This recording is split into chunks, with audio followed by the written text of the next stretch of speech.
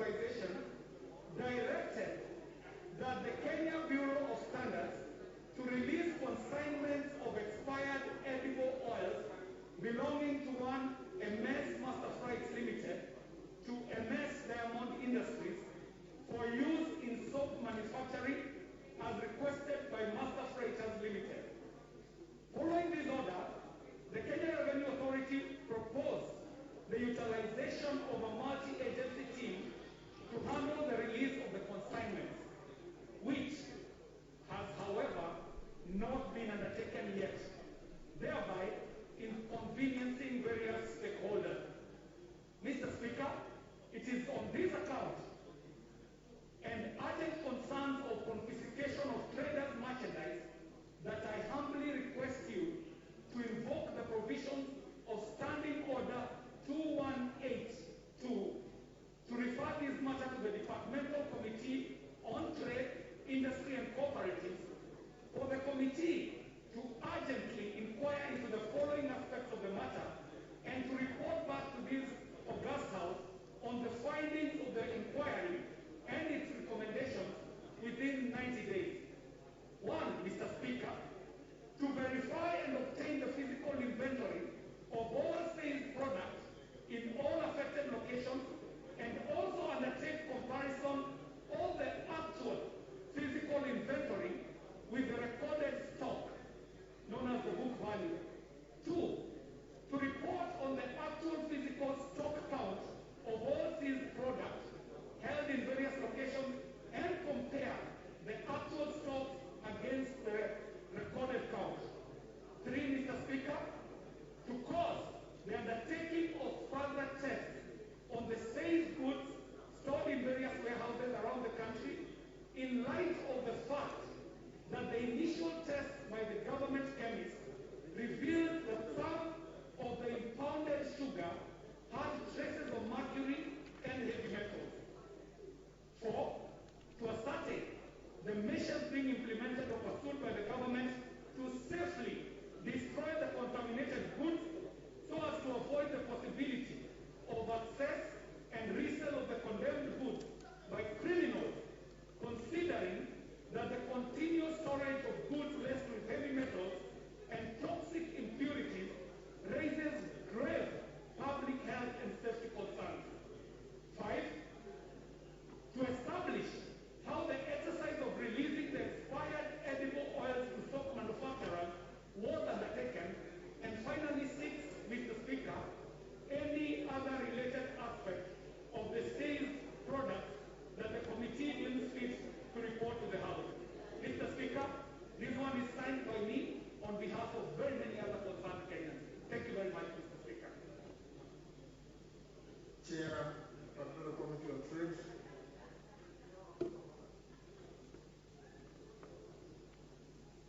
Thank you, Honorable Speaker.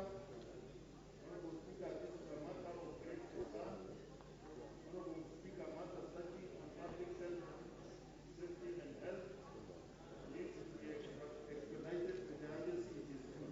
Honorable Speaker, the committee notes the 90 days within which we are supposed to make our response, but wish to ask for extension to 120 days. This is because we have issues with COVID and also the fact that these goods are stored in warehouses dotted across the country, nearly over 30 houses, and therefore we are asking for an extension of 120 days. Thank you, Honorable. I think you better start with the 90 days. The number is coming with, but you can get, you can move on. You can make a request if you are not ready by any period that you are requesting. You don't start by extending.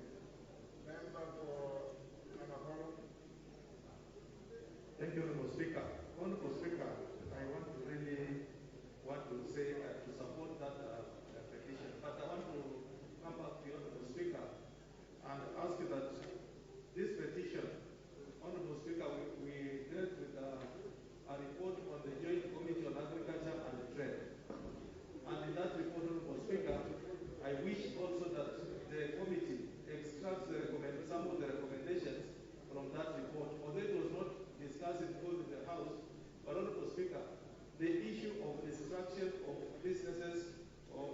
the agency in terms of what they form.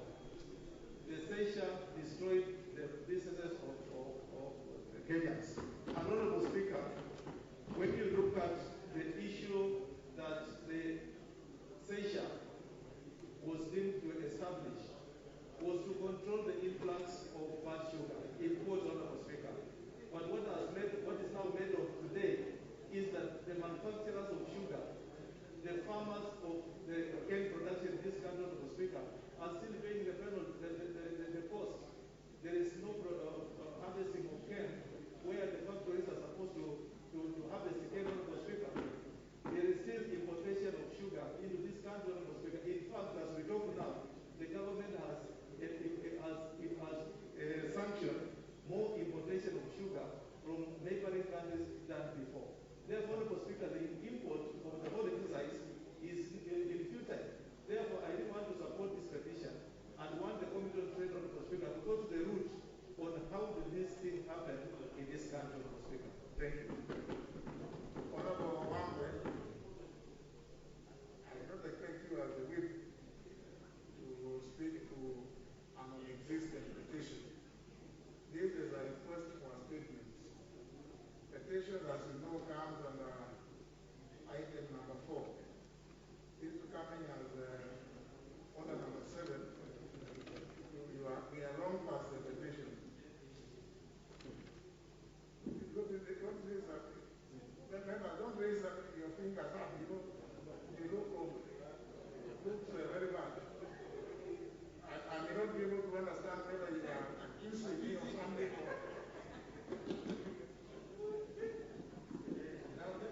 What is the issue of the finger now? You don't know how to interpret. Where's the intervention button? Thank you, Honorable Speaker. You know, Honorable Speaker, I have very high regard and respect for you. It's only that the intervention button was not working. And I definitely make sure I use the right finger, not the finger using the pointing. Honorable Speaker, I also support the request for that statement by the Honorable KJ, and I understand why the Chief Whip, rather the Deputy Whip, Honorable Wangwe, would be interested in this matter because I do remember the Whip. I do remember, Honorable Speaker, when the issue of the contaminated sugar came up, I rose in support of the Honorable Whip that time when the sugar was held up in Webuye before it was moved to Menengai in Nakuru. But more of concern, Honorable Speaker, is the issue of how the government and the multi-agency handle any impounded goods, Honorable Speaker. We have read with concern, Honorable Speaker, that goods are impounded by these multi-agency teams, but what happens with those goods after the impounding, nobody ever gets to know. And indeed, the issues that have been raised in the request for that statement are pertinent issues, Honorable Speaker. Remember the sugar that was... There's no debate on this. This is a request for a statement. General, I just want to mention that the sugar that was said to be laced with mercury, today we have never known what happened with two.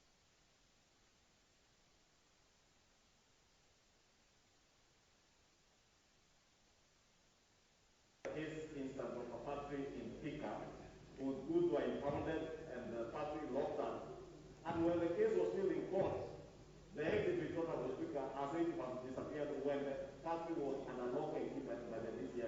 Therefore, Honorable Speaker, I want to ask even the chair, in fact I was just referring to the chair here, and ask him, it's important that this matter, if he's able to even do it before the 90 days requested by the Honorable KJ, the number of goods impounded, those even destroyed by government agencies in the recent past, Honorable Speaker, has really hurt businesses and discouraged investors in this country.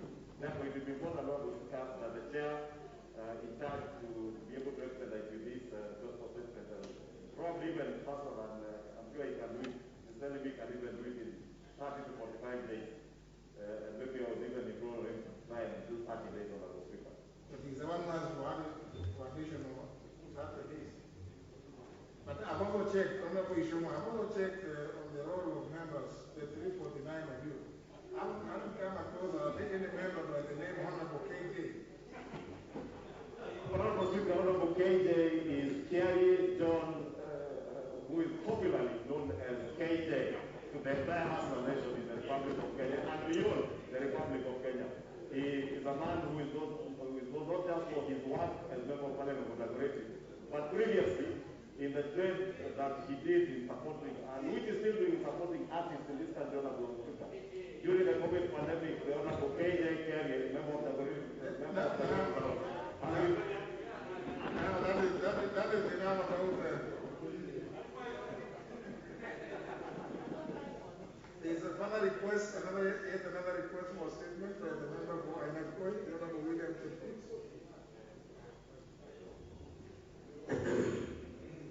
Mr. Speaker, sir, permit me to give a statement.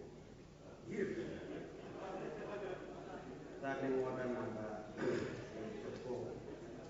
I seek to make a general statement regarding untimely death of Mr. Abraham Kipsang Kiptanui, elder of the Burning Spear, former State House controller of the late President Daniel Moi, who passed on 4th April 2021.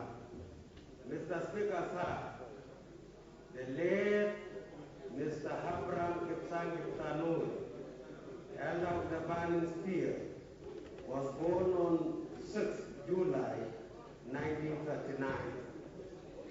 He started his primary education at Kipsaos Primary School in Elgeyo Marakwet and finished at Tambaj Primary School in Elgeyo Marakwet and later proceeded to Cheoyet Secondary School in 1961, West Pokot County. He was then admitted to Hitcherton Agricultural College to pursue a diploma in agriculture. Honorable Speaker, sir, the late Abraham Kipsang Kiptanui, EBS, was employed as a cooperative officer based in Ainakoi, was in Ishu County in 1964. And later on recruited to work for the Ministry of Agriculture as an agricultural officer with ABC, Jerangani.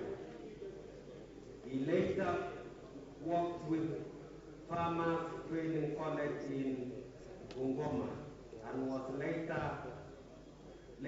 on recruited by the Kenya prisons as an agricultural officer in 1966. And in 1971, the late Abraham Kiptanui rose to the ranks of administrative and was assigned at the Kenya Prisons College in Nairobi and later on served at the National Registration Bureau when it was established in 1978. The late Abraham Kiptanui was appointed as a director of aerodromes in 1979, which is now known as the Kenya Airports Authority. In 1983, the late Abraham Kiptanui was appointed private secretary, State House Comptroller, serving under the late His Excellency, the second President Daniel Moi. This was after the late Ngeng passed on. The late Abraham Kiptanui retired from public service in 1997. And in 2002, he went for politics and he wanted to be elected as member of parliament of Eldoret then, but he lost. Honorable Speaker, sir, permit me to thank His Excellency the President because he assisted the family and the State Controller, Inudia Mbogo, Mbokwa, Matiangi, and Yatambai. And I wish to convey condolences to the family, relatives, friends of the late Abraham Kipsang Tanu.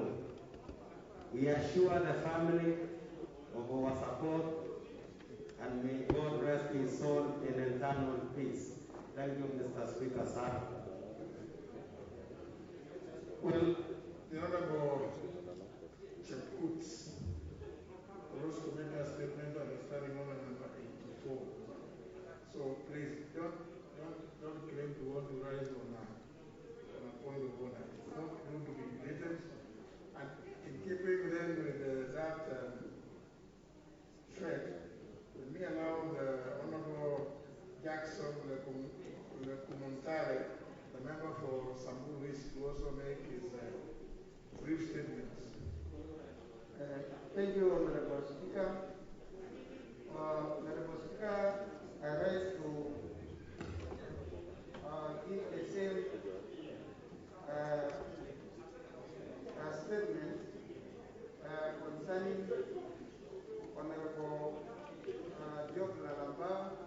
2 days ago, Honorable Speaker, we lost a former member of this House, Honorable Lalamba. And Honorable Speaker, Honorable Lalamba was a member of this House, and he came to this House 3 times. He's a leader in our community, a respectable person. And Honorable Speaker, Job Lalamba was the very first assistant minister our place have ever got since independence. And Honorable Speaker, Honorable Lalamba was a very courageous man and a leader with respect. And he came here twice and opposed. Was a man of the people. And Honorable Speaker, I rose to condole with the family and the entire Samburu East people whom he represents. He was a member of parliament. And Honorable Speaker, I want to give my condolences on behalf of my family and the entire Samburu East to the family, and may his soul rest in peace. Thank you, Honorable Speaker.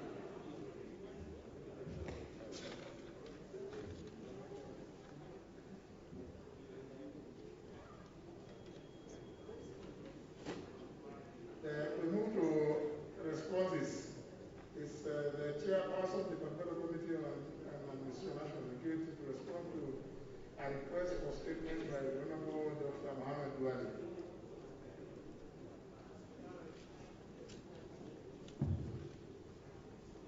Thank you, Honorable Speaker. Honorable Speaker, the response to this request for statement by Honorable Mohammed Duale from Ministry of Interior and Coordination of National Government as follows. Honorable Speaker, the member on the constituency, Honorable Dr. Mohammed Duale, sought for a statement on imminent closure of refugee camps in Kenya. The honorable member particularly sought to be informed on the following. 1.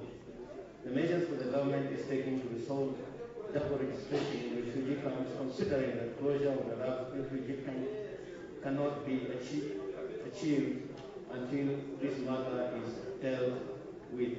2.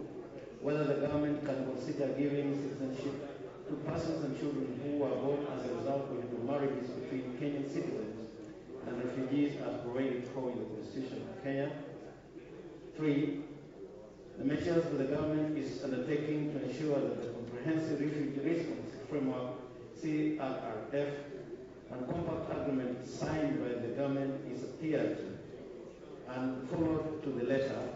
considering that the closure of refugee camps may be against the commitment of CRRF agreement and international obligations, as Kenya is a member state of international community. And the response to those are as follows. Honorable Speaker, that currently Kenya hosts a total of 515,466 refugees from Somalia, South Sudan, Democratic Republic of Congo, Ethiopia, Burundi, Sudan, Uganda, Eritrea, and Rwanda. Double registration refers to a state in which persons are registered or found to have attempted to register both as Kenyan and as a refugee for the purposes of acquiring national and refugee identity cards. The estimated number of persons in multiple registration is 40,000, according to UNHCR records, out of whom 18,794 have applied for regularization of their registration status. This population is spread across Garissa, Turkana, Wajir, Mandera, Mombasa, Malindi, Isiolo, Nakuru, Eldoret, and Nairobi counties.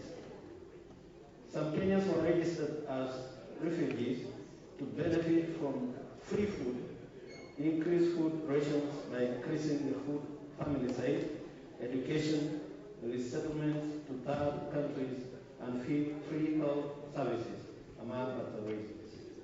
On the other hand, some refugees registered as Kenyans for free movement, business and job opportunities, access to education outside the camps, acquire citizenship, while others wanted voting rights after being lured by local politicians, among other reasons. Vetting of double registered persons was conducted through committees comprised of members drawn from Migration Department, National Registration Bureau, National Government Administrative Officers, and elders in the following sub-counties: Wajir South, Abasweni, Wajir East, Buna, Garissa, Ijara, and Fafi. A total of 18,794 people were vetted. However, the emergency of COVID-19 pandemic slowed down the adoption of the reports and regularization of the status of the persons that were vetted. Honorable Speaker, the Constitution of Kenya provides that the person is a citizen by birth if on the day of the person's birth, whether or not the person is born in Kenya, either parent is a citizen of Kenya. Honorable Speaker, the government will ensure the process of closure of refugee camps is conducted in accordance with both national and international law, and that in the reason UNHCR has been engaged from the onset. The UNHCR will develop a roadmap on how the process will be conducted, and the government will work in partnership with UNHCR to implement the roadmap. I thank you very much.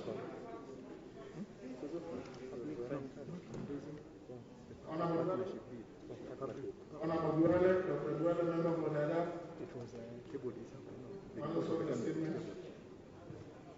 Thank you, Honorable Speaker. I am not satisfied with the statement given by the Honorable Minister through the committee chairman, because the exercise of vetting Kenyans was done in 2019, even before COVID started. And I am not convinced that the reason for delay of issuing ID cards to those Kenyans is actually addressed well according to the circumstances. So I would like to get more clarification on the reason why those 18,000 Kenyans who are vetted were not issued with ID cards. Thank you, sir. Honorable, is there anything you wish to say in response? Honorable Speaker, as the statement has come from Minister of Interior, probably the delay may have been caused by the issues of COVID-19 as is indicated here. though I hear the member say that it started before then, but then COVID-19 came in between the process. And they're saying they are on course and they are working together with you and HCR to develop a roadmap. So I expect that once that roadmap is done, then they will be able to issue the ID cards. Right. You also to issue a second statement that Yes, Honorable Speaker, I have ready a statement regarding the killing of police officers in Kapedo area. But, Honorable Speaker, while here, I received a request from the Honorable Member who had requested for this statement, the Honorable Alois Lentoimaga of Samburu North. And he says there is some issue of insecurity in Paraguay, and he's attending to the same. And he's requesting that we defer this to the time when he's here, because he wants really to get first-hand reply and also be able to intervene where he's not satisfied or otherwise. And this I'll probably seek for direction from yourself, Honorable Speaker.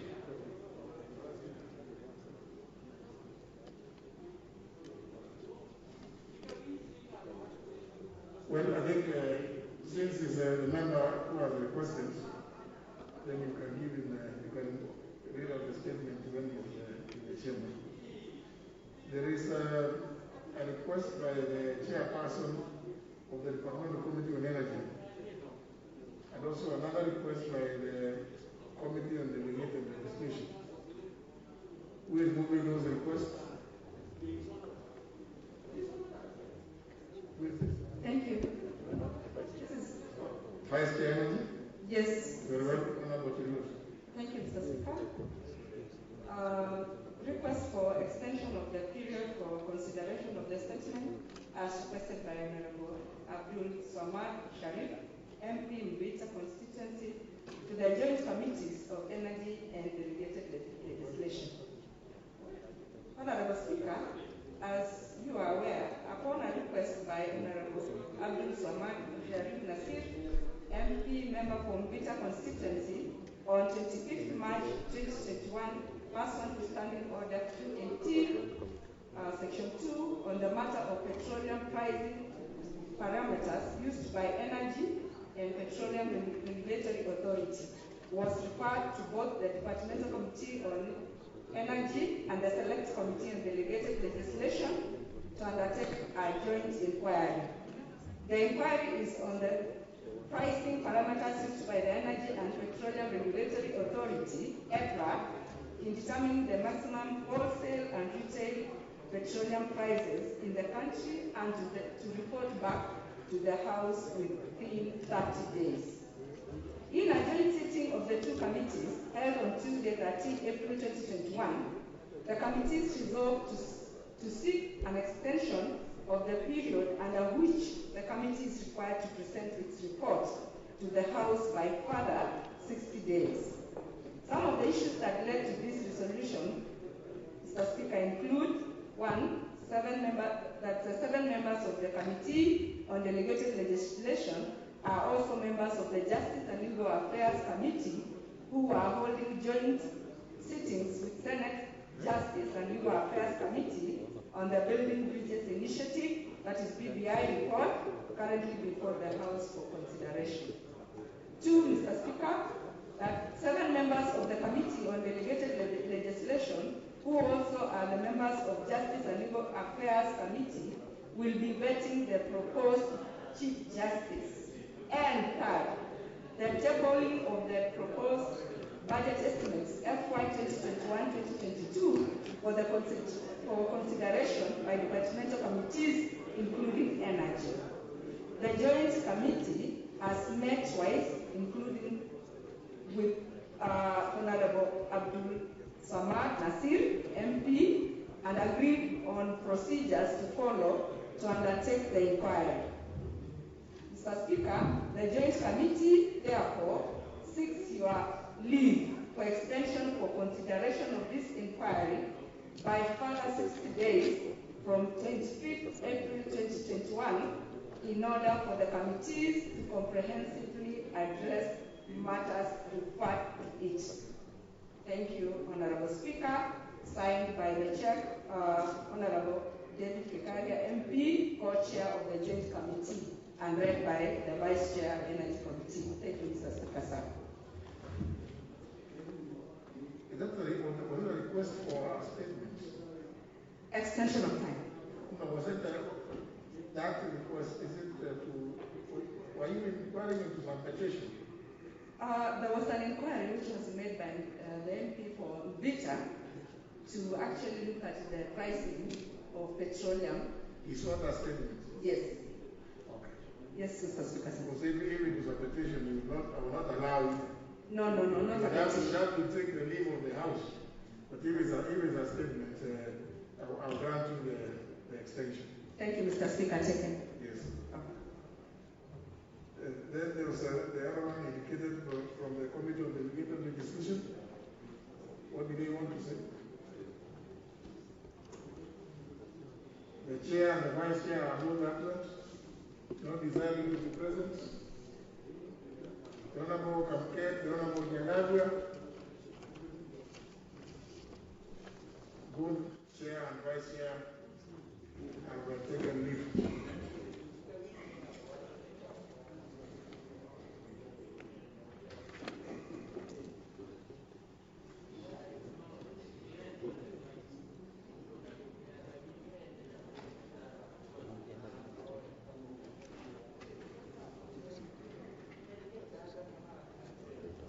Honour members, before we go to the next one, allow me to make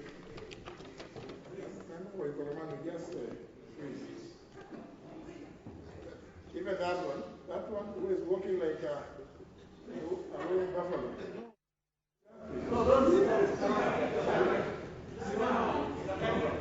The Honorable Kwe. Yeah, you know here.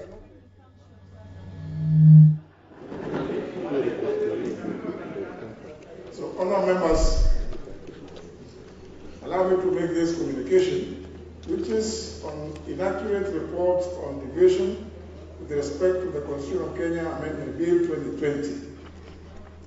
Honourable members, as you may recall, on Thursday, 6th of May 2021, the House upon a question for second reading of the Constitution of Kenya Amendment Bill 2020, promoted by the Building Bridges Initiative, the House proceeded to a roll call vote. At the end of the vote, I did declare the results as follows. Ayes 235, nays 83, abstentions 2. Total members voting 320. Honourable members, you may also recall that for the first time, and in furtherance for the provisions of Part 28A of Standing Orders, Conduct of Proceedings in Exceptional Circumstances, I permitted members who could not attend the sitting physically to vote virtually. As well observed, it was evident that our staff faced some challenges with regard to recording of some votes that were cast virtually, especially where the voice of the members present virtually was not clearly audible. The slight challenge was likely to affect the correctness of the results as declared then. In this regard, honourable members, and pursuant to the provisions of Standing Orders identified regarding correction of errors following a vote, I wish to report further verification of the actual video recording of members who voted virtually. It was determined as follows. 1. The member for Trans Nzoia County, the Honourable Janet Nangago, who was initially counted as having voted yes, did not actually participate in the virtual voting. 2. There were further errors in tallying the total votes for the nays, which resulted in a variation of 2 votes. Honourable members, the errors which affected the results declared with respect to the ayes and nays votes have since been brought to my attention by the Clerk of the National Assembly. I hasten to affirm that As Speaker, it is my duty to ensure that the records of the House are correctly and accurately captured and reported at all times. I therefore wish to announce that the correct tally after confirmation of the vote in question was as follows. The ayes 234 and not 235. The nays 81 and not 83. Abstentions 2. Total votes cast 317. Honourable members, allow me to take this opportunity to also speak to the conduct of members taking part in the virtual sittings of the House. When the House amended the standing orders to provide for virtual participation, the intention of the House was to ensure that no member desirous of partaking proceedings of the House on any matter is excluded on account of not being physically present in the House. Indeed, Part 28A of the standing orders is explicitly clear on virtual proceedings. I wish to remind all members that the August House is a house of rules and that every member has a duty to observe the rules of procedure and decorum. Suffice to say that the role of a legislator is hallowed, and therefore it ought not to be exercised in multiplicity with other parties at any one time.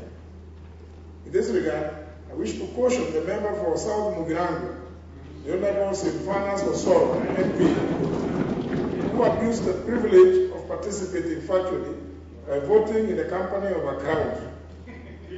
This conduct was not in keeping with the decorum of the House. While I permitted the clerk to record his votes, let it be clear to the House that neither such manner of voting nor the conduct of the Honourable Osoro shall be permitted in subsequent virtual proceedings. In view of the foregoing, honourable members, and pursuant to Professional Standing Order 75, have directed the clerk to make the necessary corrections to the records of the House to reflect the corrections I have made. The House is accordingly thus informed. Thank you very much.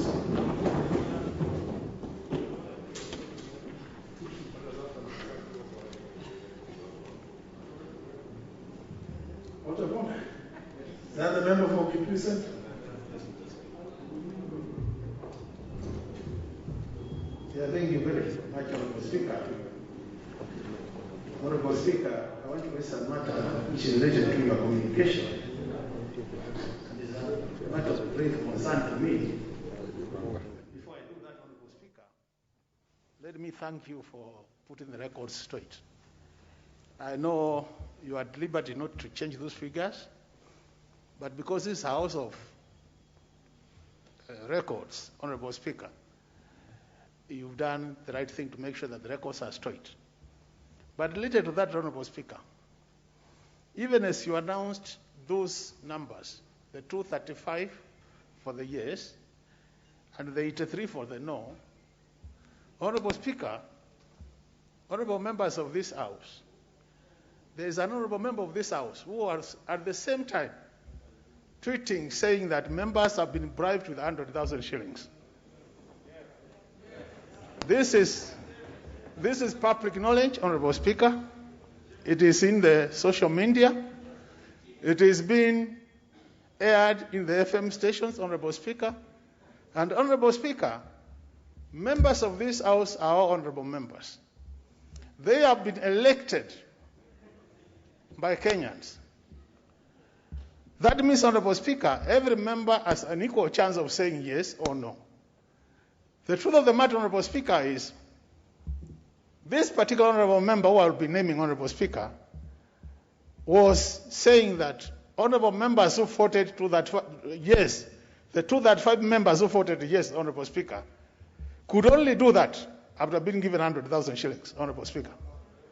And Honourable Speaker, I think this is very wrong, coming from an honourable member, Honourable Speaker. So, Honourable Speaker, it is on the same note, Honourable Speaker, that members of this House, in this House you have ranking members who have been elected 4 times, 3 times, 2 times, and we have members who are here for the first time. Honorable Speaker, there is a casual way of doing things in this house which I don't think it will be good for this house. In the same day, Honorable Speaker, when we were conducting debates, some members casually, even when I say told members here cowards, sellouts in this house, Honorable Speaker. It is all over in this country. You see clips. And Honorable Speaker, you ask yourself, as a representative of the people, how can an honorable member in this house, in this floor of this house, Honorable Speaker, call another one a sellout? I was elected, that particular member was elected. I don't know to what extent, or where do they get that courage to call other members cowards, sellouts? I think, Honorable Speaker, as the leader of this house, we need your intervention to make sure that, Honorable Speaker, we remain honorable members in this house. It is on that note, Honorable Speaker, I stand on standing order number 108.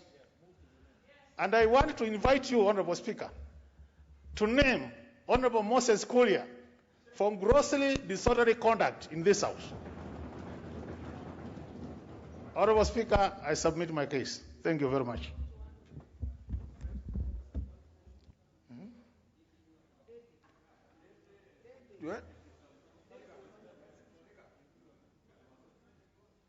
Honourable members, that is a weighty matter. Honourable Sankok, you want to weigh in?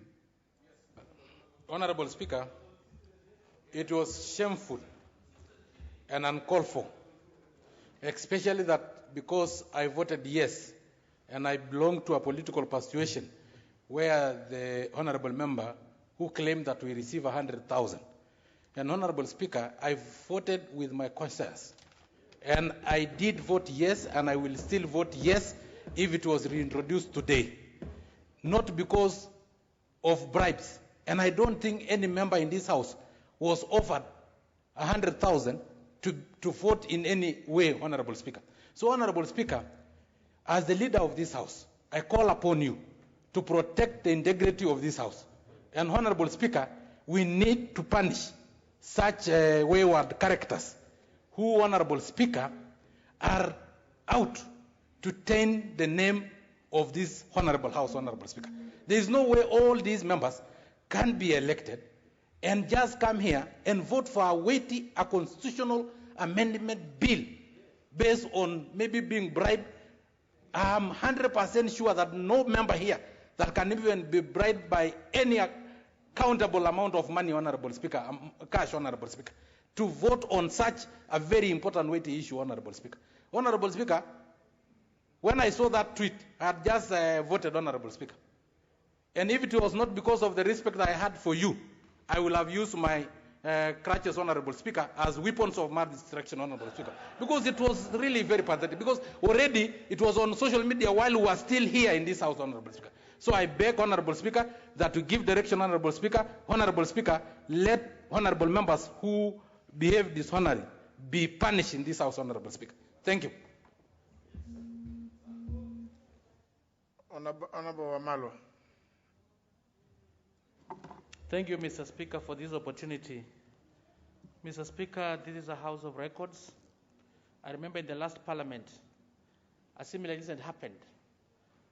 Mr. Speaker, I was on Citizen TV on Monday, and we were discussing matters of BBI referendum. And we were with Honorable Bodan Kainan, and I was so surprised. Honorable Kolebu Koistani, the MP for Soi, he came out clearly that members were moving around with money to bribe people, and he was approached. And because he was on the national TV, we wanted him to substantiate. And we gave him a caution that this might land you in the Committee of Privilege, because such matters are not allowed, and as per our standing orders. And he was very confident, Mr. Speaker. So it was not just the issue of Honorable Kuria alone. Honorable Koistan has been on record. Honorable Dindi Nyoro have been on record. Maybe they are not aware of the standing orders. And it's your responsibility, Mr. Speaker, to maintain the dignity of this House. Maybe they said it out of ignorance. And if they cannot substantiate, Mr. Speaker, our standing orders are very clear. They should be put on defense. And if not, because a precedent had been set, they should be named, Mr. Speaker. I thank you. The dignity of this House must be maintained. We are elected by the people, and we must have respect for each other. This is a house of debate, and this is a house of voting. I thank you. Honorable Leader of Majority.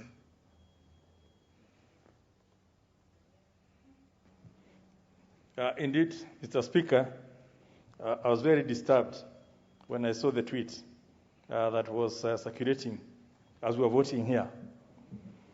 And just for the record, this tweet had the following wording, which is the import of what I'm saying. MPs voting yes, currently receiving their 100K from the office of a senior parliamentary leader. Honorable Speaker, you are the leader of this House. So,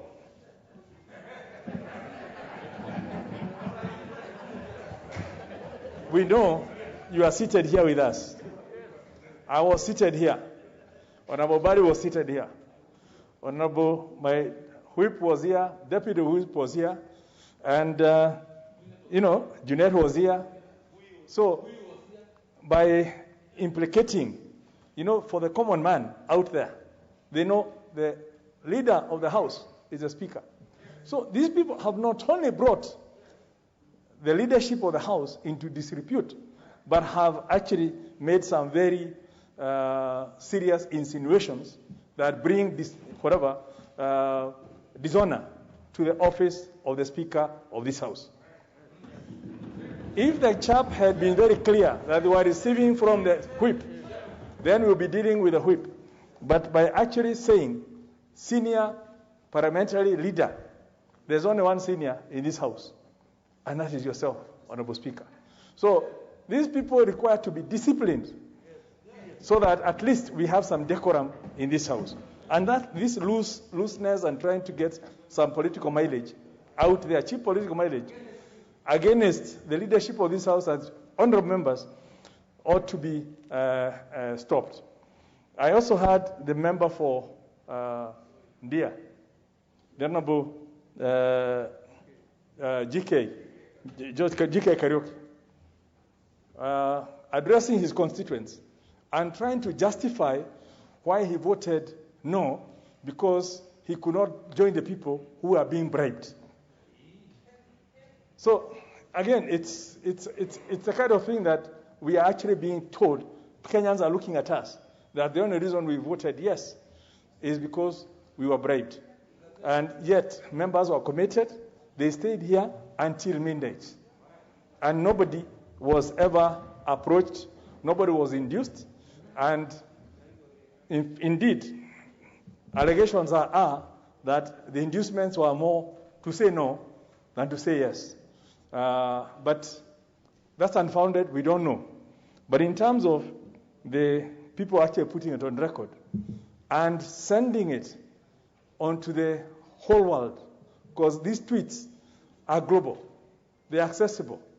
It's only just not bringing disrepute within Kenya, but internationally.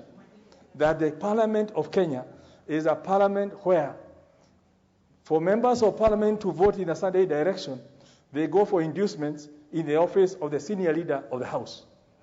That is as serious as it can get, and we need to take serious action commensurate with the offense.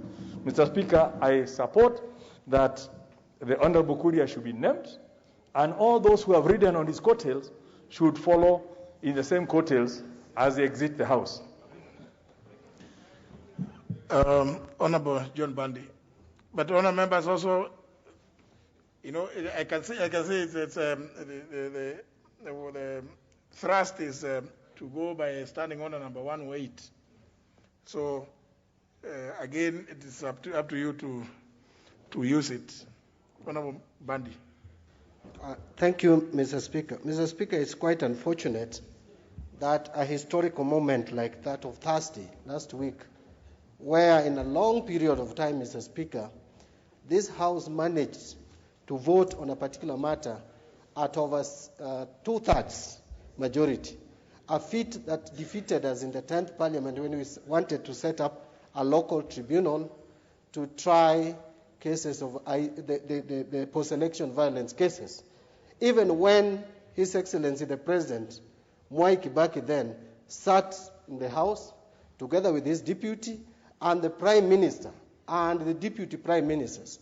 All cabinet ministers were present, but Mr. Speaker, we still failed to get 2/3 majority. Mr. Speaker, we have tried several times to have 2/3 majority to pass the 2/3 gender principle with no success, Mr. Speaker. For the first time, the history was made in this House that this House passed the Building Bridges Initiative Bill or the Constitutional Amendment 2020 bill with overwhelming majority. 234 members, Mr. Speaker. Remember, we require 233 as the 2/3 majority, but 234, even with the 2 positions vacant, Mr. Speaker. So, Mr. Speaker, this is a time that this country should have celebrated unity of purpose and cohesion in terms of pushing forward an agenda for this country. But now one of us, Mr. Speaker, who, for whatever reason, Mr. Speaker, and is serving his second term in this House, decides to exercise immaturity by behaving disorderly in this House. Mr. Speaker, I request you to find that the disorderly conduct was conducted in this House in accordance with the Standing Order number 108, Mr. Speaker. And Mr. Speaker, we should not let this continue, because I don't know whether these members who make unsubstantiated claims have understood why this House is called August House, Mr. Speaker. We are demeaning the dignity of this House. We have put it to its lowest. And Mr. Speaker, a number of times we make unsubstantiated claims in this House about our colleagues, and then we are let to go scot-free. Mr. Speaker, I think for the first time, I want to plead with you to find the member to be disorderly and name him, and then I would request another member to move a motion so that this House can make a resolution to have this member suspended from the House as a first offense of this nature. Moses Kuria, Mr. Speaker. Because, Mr. Speaker, we cannot tolerate this. And the Honorable Kimunya actually said, you are the leader. No. I think all of us in leadership stand indicted, because he said a senior leader in the House. Mr. Speaker, you are there, the leader of majority and myself, and the entire leadership from both sides, Mr. Speaker. We sat here. How could inducement cause even members who are out of the country, like Simbarati, to vote from China, Mr. Speaker? I think we should not joke with serious matters, Mr. Speaker. If you have lost or your side has lost or whatever it is, that is the spirit of democracy. I have been in this House and I've lost so many votes here, Mr. Speaker. From 2008, there are so many votes we have lost here. Some we have even fought physically after losing, Mr. Speaker. But you cannot scandalize your colleagues for no reason. In fact, when we were taking the vote, Mr. Speaker, another person from the media house called me that members were being intimidated, they were being induced. Mr. Speaker, you cannot intimidate a member. You can issue a party position on a matter. And by the way, Mr. Speaker, I want to say this as I sit down, that if parties cannot take a position on a constitutional amendment, Mr. Speaker, then what then can a party take a position on? The most important, the critical decision a country would make is to amend the Constitution, to change the etiquette, and to change the contract between the governed and the governors. So, Mr. Speaker, that is the time that you cannot claim independence of mind when you are actually dealing with a constitutional amendment. Either you follow what your constituents want, which overrides everything else, or two, you can vote because your party has whipped you a particular way. But talking of inducement, Mr. Speaker, is in bad taste. So as I want to stop there, Mr. Speaker, and ask that this member be named, and then we follow it through procedurally. If we could have another member ready to move this motion, and we vote on it, Mr. Speaker. Honorable Undo. Honorable Speaker, let me also join in my colleagues in condemning cowardly statement made by our colleagues on the floor of the House. Honorable Speaker, in democracy, the majority have their way, the minority have their say. In democracy, you must accept not all your position will be taken, others will lose, others will win. Honorable Speaker, members who sit in this committee, in this house, even before they came to this house, held very respectable positions wherever they were, held very responsible positions, and it is unacceptable for anybody to insinuate that they can be bribed to pass such a critical constitutional amendment. Honorable Speaker, even if you look at the voting pattern, it transcended political affiliations. They are die-hard Tanga members who voted for the BBI simply because it's the best thing that has ever happened for this country. Honorable Speaker, our colleague's statement was even picked on Facebook, and you can imagine the wide reach of Facebook on the ordinary people of Kenya. We were actually humiliated. Many of us went to the constituency. Everywhere we were being asked, let us share the 100,000 each one of you were getting at late night on Thursday. Honorable Speaker, I want to urge our colleagues, we will lose, but we should not be bad losers. When we lose, let's accept reality and move on and wait to fight another day. Honorable Speaker, I wholly support my colleagues that we must put this bad habit to an end at one time or another.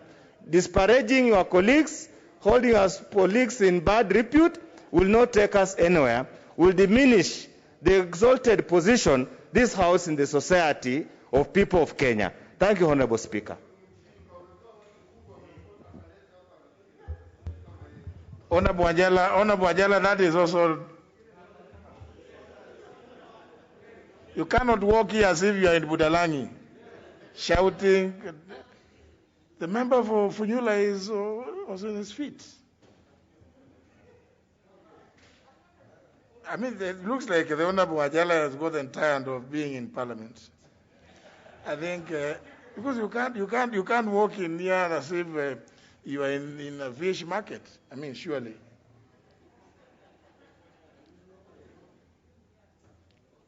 Honorable Kwenya. Thank you, Mr. Speaker, for this opportunity to weigh in on this weighty matter that is before this House.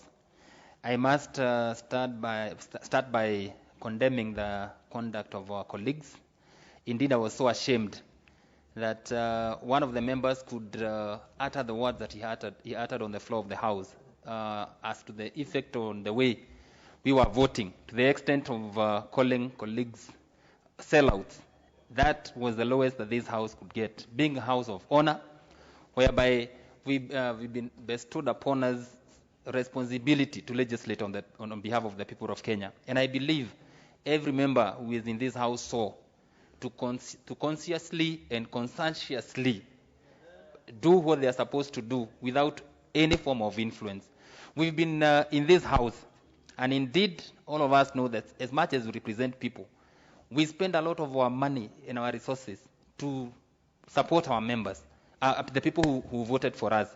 And therefore, someone trying to insinuate that members were queuing in a certain office in this parliament to get handouts so that they could vote in a certain way, that was the height of disrespect of this House. And therefore, Mr. Speaker, in accordance with the Standing Order number 108 that we are following queue, I call upon you, Mr. Speaker, to name the said members, and in the same order, maybe have a member from this House who is going to follow through and call for a motion so that then we can take a vote as to the steps that such members should be caused to suffer for such an unbecoming behavior. I support what has been brought before this floor by the Honorable Dr. Makali Mulu, so that then we can take a step as a House. Thank you, Mr. Speaker, for the opportunity.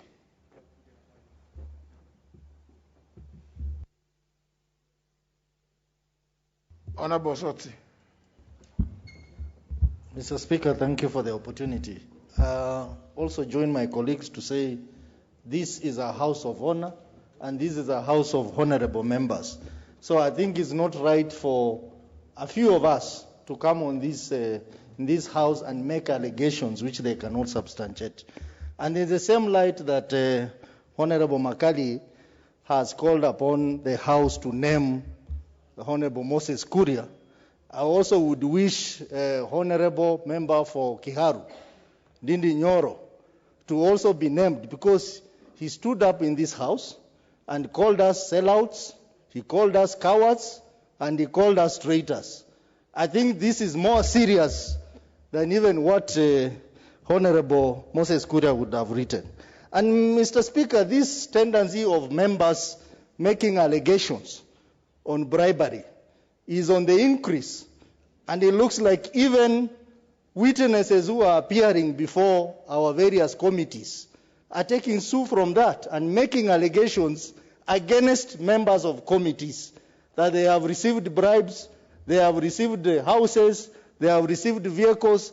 I think, Mr. Speaker, this is a very serious matter because it touches on the contempt of Parliament, which I think the Committee of Powers and Privilege should take it up and come up with very serious recommendation on how this matter will be dealt once and for all, particularly for the witnesses who appear before our committee when they realize that the evidence before the committee is overwhelming. Now the easiest way for them to do is to come up with allegations that members of the committee have been bribed. I have a case in point, a committee where I'm the vice chair, Mr. Speaker, where we deal with matters to do with implementation. One of the witnesses, realizing that the evidence before us is very overwhelming, decided to go and write a letter to you, Mr. Speaker, saying that members of our committee had received houses from the other party. Mr. Speaker, when the leadership of the committee wrote to this witness, the witness decided to go on a fishing expedition for evidence. And the committee has decided that the Powers and Privilege Committee takes up the matter.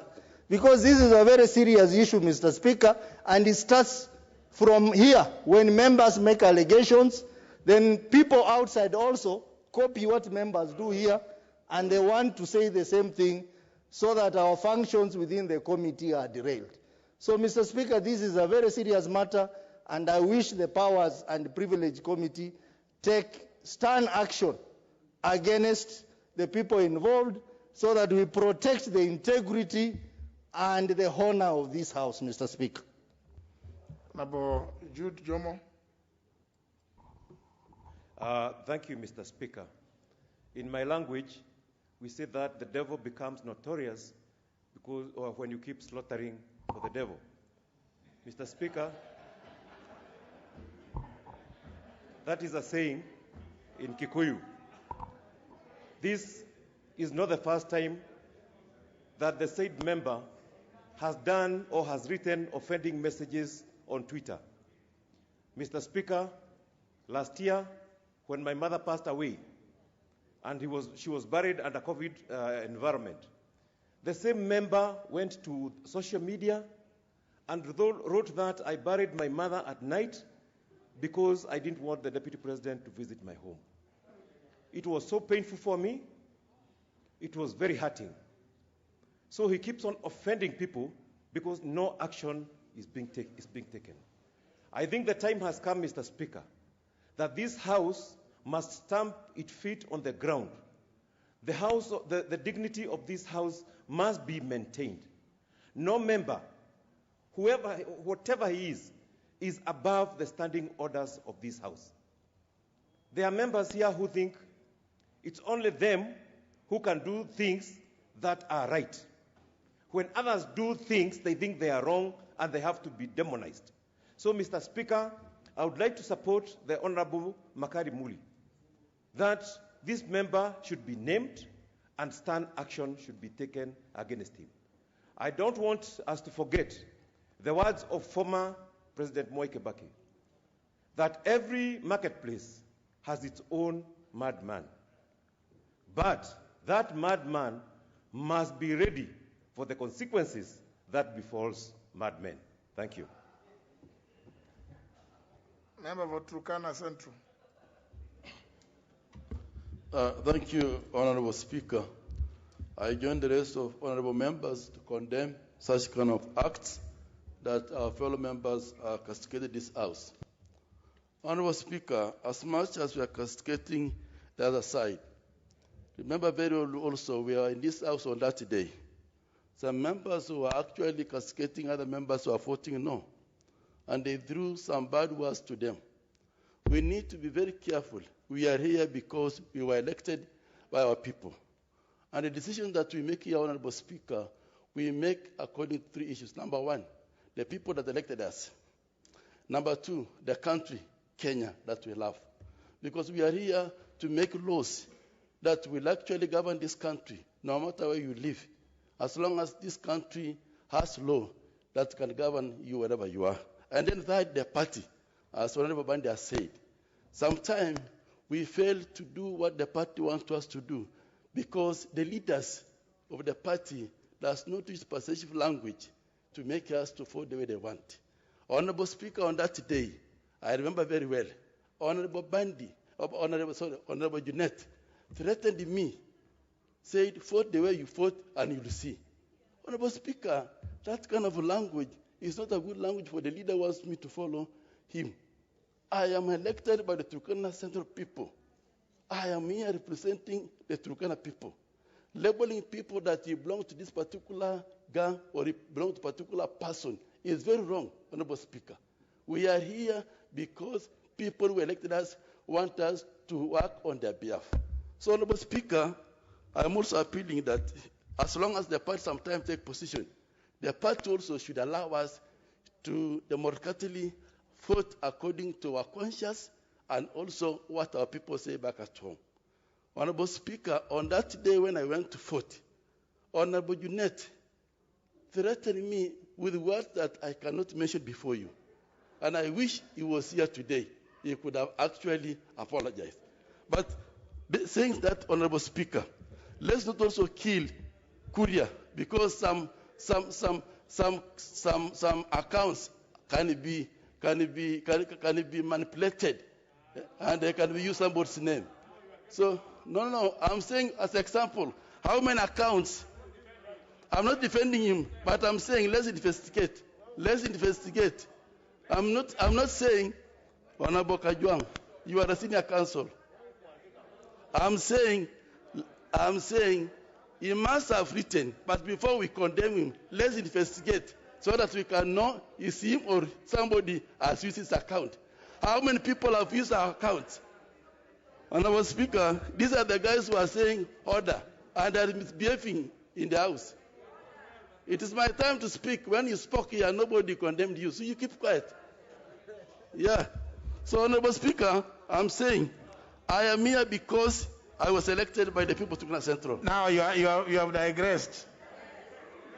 You know, there's a problem of being elected for Turkana Central. Yes, sir. Yeah, you digress. So you just sit now. Go Thank back you. to Turkana Central. Because now you now moved away from what was being raised. Honorable Jeremiah Kioni. Thank you, Mr. Speaker. Just to weigh in on this issue and to thank Honorable Makari Muru for introducing this issue. It is an issue, Mr. Speaker, that should not be let out without punishment.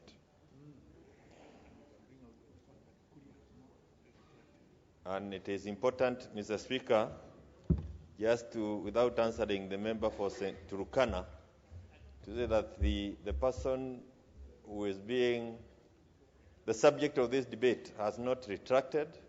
We haven't heard him say that anybody hacked his account. So you cannot be the one to defend him without, unless he has instructions. And I don't believe he has any instructions from Moses Kuria. Mr. Speaker,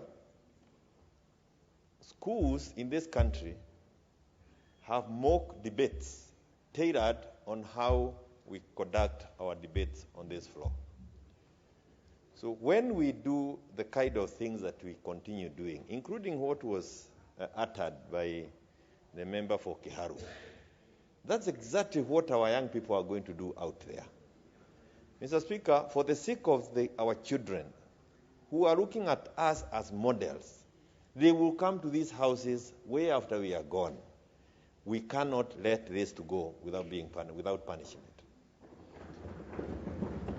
And, Mr. Speaker, these issues have gone far. We have some TV stations that have picked on programs tailored on this kind of a language. So the country is headed the wrong way just because we have given the wrong examples on this floor. I don't want to say, to go the Judy way, but I have been insulted on those national platforms by the same fellas and same members of parliament. My apologies for that word. And we were debating, and I thought I was debating an equal, and all of a sudden, the member of parliament drags in my mother into the debate and insults my mother on a national TV, and my mother is watching. She is 94 years old, and when I get home, she asks me, what is wrong with that member? So these are not things that should be taken casually. It's not even the older days when people are not having access. You know, the access to media information, what you are doing was not the way it was. Even 10th Parliament. Today, anything you do is sent all over. So when a member stands on the floor, Mr. Speaker, and faces the side you are sitting, and he says you are traitors, sellouts, conmen. I mean, you wonder, where is this one coming from? I voted because I was sent here by the people of Daragwa. They can call me that. They are the only ones who can tell me that I did something wrong. You as a member of parliament, you have no mandate to come and pass judgment on me. Of course, we have the party, and we believe the parties also have a way on us. So, Mr. Speaker, for the sake of this country and the young generation, forget about even the dignity of this house, which must be respected. But for the sake of this, our young people, please, Mr. Speaker, allow us to name Moses Kuria and Didi Nyoro. Now, honourable members, I've heard what you've said, but now I just, it's not, I've just looked, I don't know, at least earlier on I had seen the member of Okiharu in the chamber. He comes at least frequent. But the member for Gatono South, I don't even know. That must have been one of the very few days that he has been in this chamber. In fact, the people of Gatondo perhaps have not known how to use Article 103 of the Constitution. I'm not sure he can't be anywhere near. And now we cannot, you are saying the things we are saying, he is not there to hear. No, at least let's not also appear like we want to work through Twitter as well. Not that we don't. We read what is written in those spaces, but the member is not here. Were he present, we would have given him a chance to say something either in rebuttal or whatever, even if he wants to justify his tweets, so that the House can take a decision one way or other about him and that post. Now he's not present. So the only available avenue, you see, honourable members, and it's okay, if you look at Standing Order 107, it is possible that what you're saying can be done, and then through 108, the naming, and then the consequences in 110. But the member is not present. So we don't want to, you may appear like you don't want to pass those. In many years ago, there's somebody who was given a bond of 500 shillings to keep and maintain peace for 6 months, and the person that same evening was boarding some ship, after committing murder in Mombasa. I don't know whether many of you may have read that story. But telling somebody to go and keep peace in the high seas, and where you have no jurisdiction over him. But so here, yes, I can hear what you are saying, but you see, the rules under 108 and under 110 are such that any decision made by yourselves, if you vote to name him, then the sanctions are supposed to apply immediately.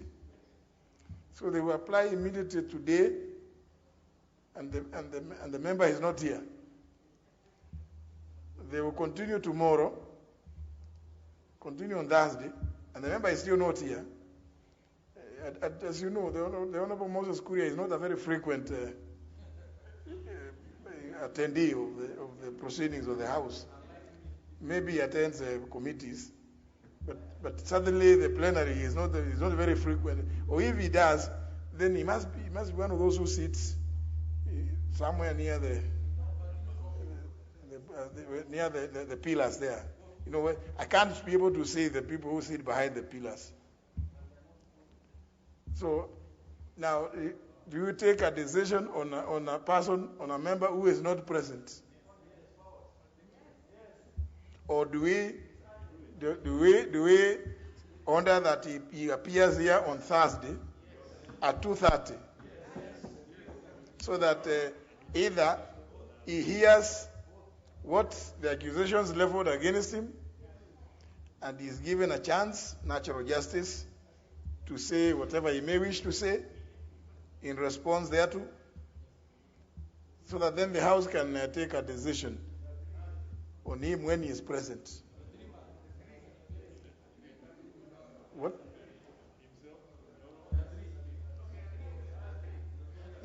Who? The Honorable Moses Kuria, the Honorable Didi Nyoro. No, we cannot, the House cannot deal with those which are said in TV stations on our members.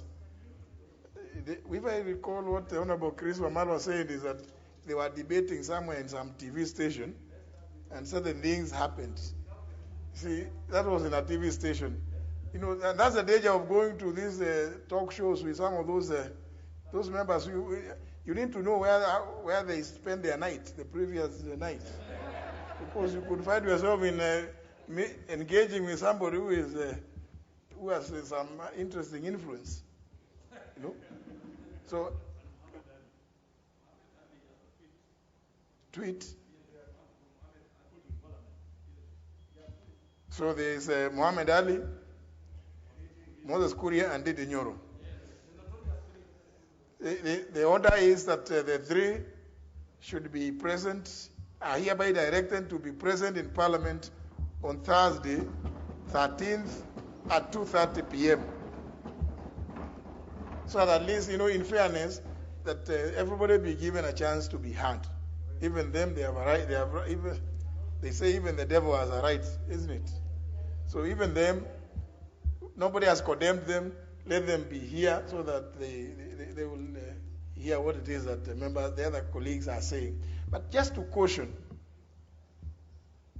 what has just been said by the Honorable Jeremiah Kioni, Honourable members, you may say what you want to say about your colleague, but remember you are also a member of this same institution. So you call your colleague whatever name, you know, that they are like this or they are like this. The people out there will never know the difference between yourself and that other one. So the damage you cause is not just to your colleague whom you may be pointing an accusing finger at. You are causing greater damage to the institution of Parliament and specifically to the National Assembly. So I think, honourable members, let's just have some element of decorum. Why is it that you are called honourable if you cannot respect your colleague? I mean, just a way to show that you are not actually, you don't deserve that title of honor. So please, let's just treat each other with decorum and fairness. You may not like what somebody, the Honorable Bandi has said or what he says, but please allow him to say it. you also get your chance to say what you want to say, but in a manner that is respectful. So the orders are given that the three, the Honorable Moses Kuria, the Honorable Didi Nyoro, and the Honorable Mohamed Ali of Nyali, be present here in the chamber at 2:30 to hear the accusations leveled against them by their fellow colleagues.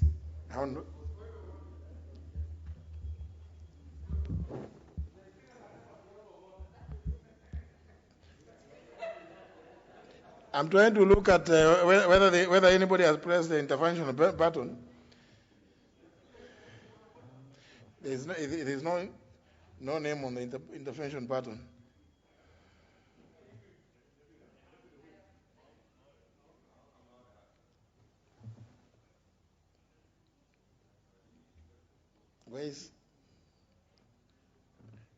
Why are so many interventions? Honorable Anthony Luoch, Honorable Speaker, I had placed this before, but now that you've given me this chance, I just want to thank you for your wisdom because, Honorable Speaker, we must remember that as offensive as our colleagues may have brought this House is bound by the Constitution, and the right of access to justice is now firmly part of our Constitution. Mr. Speaker, I had the occasion about 7 years ago when the Honorable Opio Wandai was thrown out of the House for gross misconduct. And I'm aware, Honorable Speaker, that this is a power that this House and yourself use very sparingly. And this is one of those incidences in which I think it would be justifiable, but not until they have a right to be heard. And I just wanted to thank you for that wisdom that they get that opportunity. Thank you. Deputy Whip. I also wanted to record my thanks to your ruling, Mr. Speaker, and also to remind the historic incident whereby you agree with your colleagues, and what you have agreed, something happens, members can turn against what you have agreed. And then in that fury, you can puke ones like the ones we had here, 1976. When in the House of Commons, when they were calling the Tyson of the Apes, Michael Heseltine agreed on a pairing kind of arrangement during a vote. He was conservative and he had agreed with somebody in the Labour side that he would not participate, he would abstain. Then he did not abstain, and they lost the vote by 1. Out of that anger, there has been an historic incident which he did. He came forward and carried the mace. And that's why he got the nickname of Tyson of the Apes, having lived with some apes somewhere. Now, Mr. Speaker, this is a conduct. If not punished thoroughly, it will bring the entire institution into disrepute, like the way it has been done by one member consistently talking about other members as if he is not one of them, or he knows he is one of them. But he has climbed a tree and he wants it cut. That, Mr. Speaker, we agree with you. They need to be here. They need to be punished. I remember there was a time also we had discussed the same Muhammad Ali, and you are the one who rescued him. Now, since it seems like it is a habitual bad manners, this time, I think, Mr. Speaker, we beg you not to let him off the hook, plus the others. Thank you. Now, this Honorable Sauti. Thank you, Mr. Speaker. Mr. Speaker, I want to thank you for that ruling. And Mr. Speaker, when I came in, I was a bit irritated. Mr. Speaker, at your age and my age, we have now very big and mature children. And we have been leaders, Mr. Speaker. We have been in this House for quite some time. Since 1997, that's over 20 years. We are men of integrity. But someone to bring us down in a day, it really hurts. Mr. Speaker, I came when I was very angered. That's why you saw me looking on the other side. This is the man, if he was here, maybe he would have seen something different. He cannot keep on scandalizing members of parliament. Mr. Speaker, I agree with your ruling. Because he's not there, there's nothing we can do. But, Mr. Speaker, this is very painful to some of us. Gentlemen.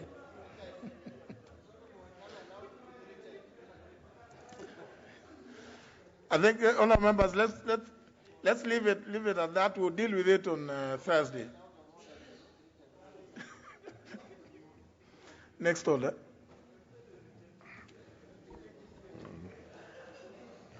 Order number 8, the Central Bank of Kenya Amendment Bill, National Assembly Bill number 10 of 2021. First reading. A bill for an act of parliament to amend the Central Bank of Kenya Act and for connected purposes.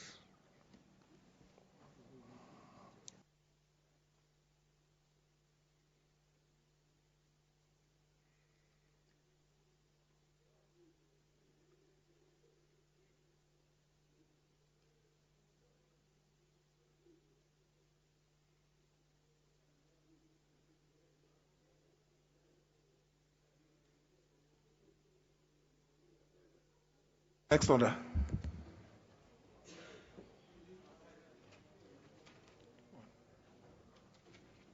No, that bill automatically, without question put, is referred to the Departmental Committee on Finance and Planning.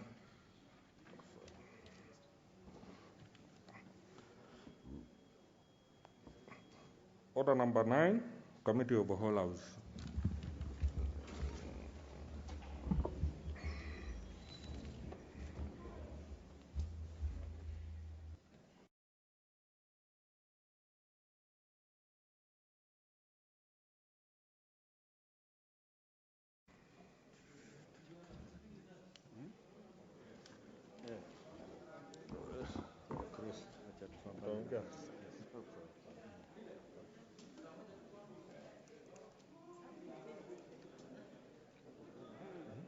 Kidogo sio?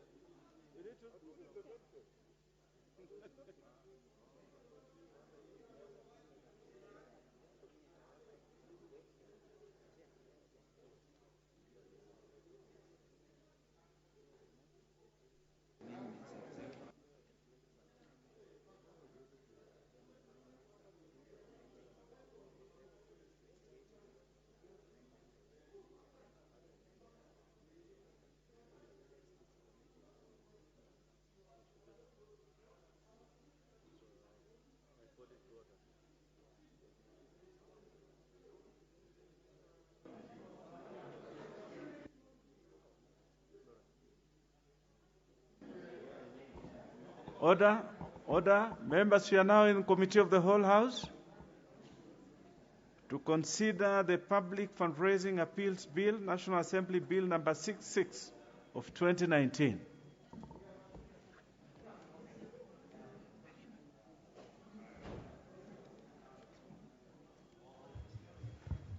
Clause 3.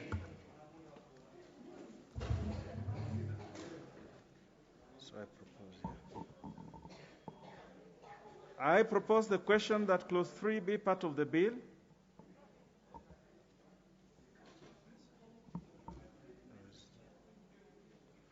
I see a proposed amendment by the chairperson of CIOC,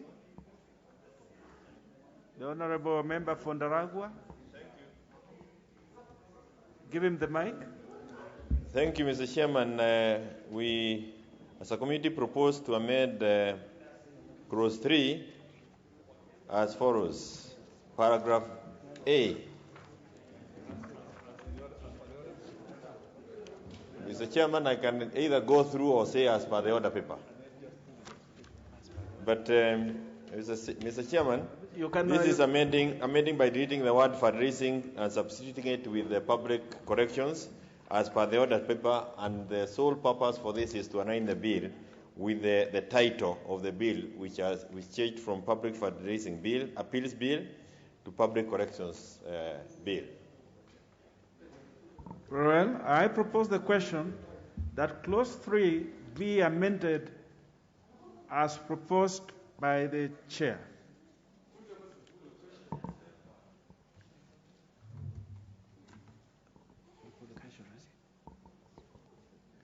I now put the question that clause 3 be amended as proposed by the chair. Will as members of that opinion say aye?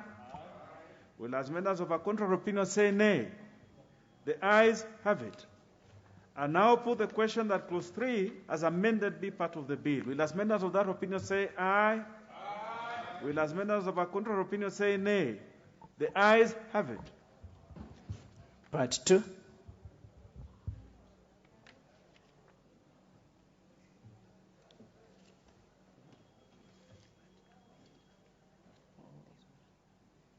I propose the question that part 2 be part of the bill. There is a proposed amendment by the mover, Chair CIOC. Thank you, Mr. Chairman. Again, as I propose that part 2 be amended as per the order paper. Mr. Chairman, this is again solely for purposes of aligning the bill to the new title of the bill. Very well, Chair. I now propose the question that part 2 be amended as proposed by the chair. The Honorable Undo. Chair, the amendments proposed by the chair are in order, save for part B. And I would request him to reconsider, because part B, Honorable Chair, reads number 5 by inserting clause 5 after subclause 4, reads the members of the National Committee shall appoint the person and vice chairperson from among themselves at the first meeting. Honorable Speaker, it might sound progressive and democratic. What we are talking about, such a critical aspect of public life, I would imagine and I would request the committee to reconsider either at this moment or our committee, so that we have an appointing authority for the position of chairman. The Honorable Undo, you may be actually ahead of us. Oh, okay. Yeah, we are just thank you. At the heading. We are not yet at clause 4 that you seem to have picked up. Yes. So, honorable members, will you then allow me to put the question? I now put the question that part 2 be amended as proposed by the chair. Will as members of that opinion say aye? Aye. Will as members of our contrary opinion say nay? The ayes have it. I now put the question that part 2 as amended be part of the bill. Will as members of that opinion say aye? Aye. Will as members of our contrary opinion say nay? The ayes have it. Clause 4. I propose the question that clause 4 be part of the bill. Chair, CIOC.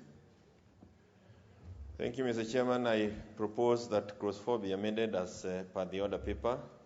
And again, Mr. Chairman, the rationale is to change the name of the committee responsible for public corrections to Public Corrections Committee, as proposed, again in keeping with the changed title of the Act. I now propose the question that clause 4 be amended as proposed by the chair. The Honorable Undo, this is why I probably wanted to interject. Chair, my sincere apology for having not followed closely. Honorable Chair, I just wanted to make as request as has indicated that under clause B, subclause B, they have an insertion coming after subclause 4 that requires that the members of the National Committee shall appoint the chairperson and the vice chairperson from amongst themselves at the first meeting. Honorable Chair, I have difficulties with that in view of the critical role played by public elections and coming from our history, looking at the members to be appointed, then it means, for example, the person appointed under 4.1a, who is a principal secretary, I don't know whether that's a kind of person who will be eligible for appointment as the chair, and then even the person appointed by the Council of Governors. It leaves a lot of room for manipulation and confusion, and I would request that probably reconsider having an appointing authority appoint the chair and the vice chair of the committee amongst the people constituting, but probably excluding number 1A, the principal secretary. It's a request I need to make to them to give a consideration. Thank you, Chair. Very well. I now put the question, which is that clause 4 be amended as proposed by the chair. Will as members of that opinion say aye? Aye. Will as members of a contrary opinion say nay? The ayes have it. I now put the question that clause 4 as amended be part of the bill. Will as members of that opinion say aye? Aye. Will as members of a contrary opinion say nay? The ayes have it. Clause 5. I propose the question that clause 5 be part of the bill. Chair? Thank you, Chair. I want to propose that clause 5 be amended as per the order paper.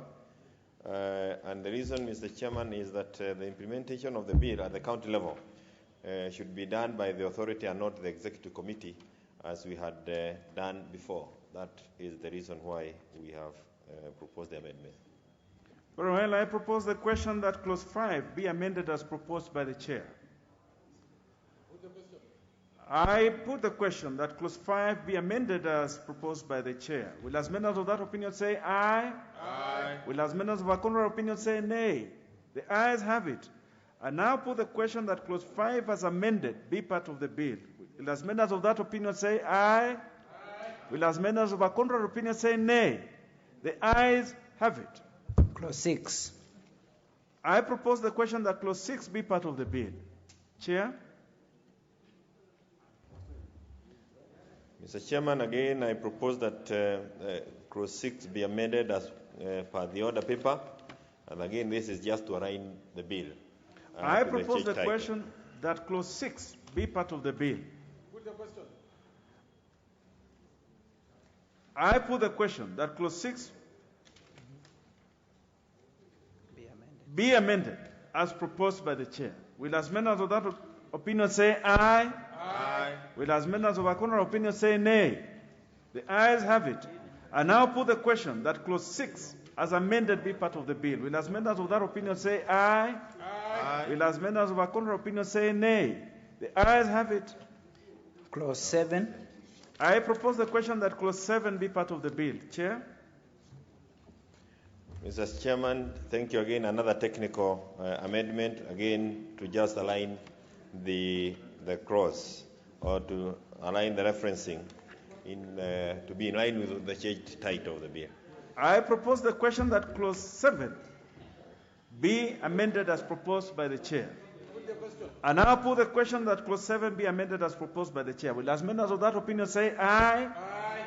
Will as members of a contrary opinion say nay? The ayes have it.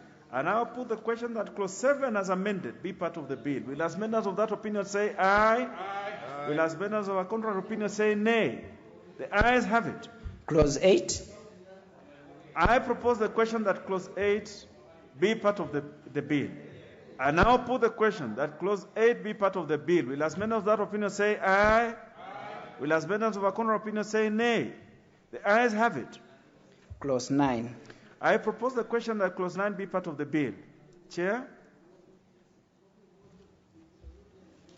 Mr. Chairman, again, I propose that the clause 9 be amended as per the order paper, and this is for purposes of introducing clarity into that clause. I propose the question that clause 9 be amended as proposed by the chair. Put the question. I put the question that clause 9 be amended as proposed by the chair. Will as members of that opinion say aye? Will as members of a contrary opinion say nay? The ayes have it. I now put the question that clause 9 as amended be part of the bill. Will as members of that opinion say aye? Aye. Will as members of a contrary opinion say nay? The ayes have it. Clause 10. I propose the question that clause 10 be part of the bill. Chair? Mr. Chairman, clause 10, we propose that it be amended as per the order paper, again to align it to the change title of the bill. I propose the question that clause 10 be amended as proposed by the chair. I now put the question that clause 10 be amended as proposed by the chair. Will as members of that opinion say aye? Aye. Will as members of a contrary opinion say nay? The ayes have it. I now put the question that clause 10 as amended be part of the bill. Will as members of that opinion say aye? Aye. Will as members of a contrary opinion say nay? The ayes have it. Clause 11. I propose the question that clause 11 be part of the bill. Chair? Thank you, Mr. Chairman. I propose that clause 11 be amended as per the bill. And Mr.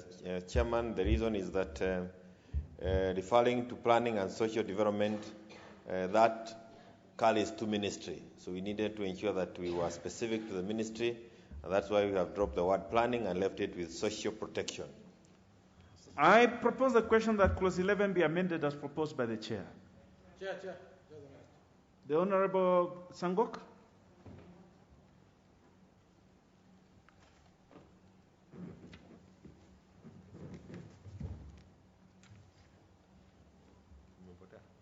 Give him the mic.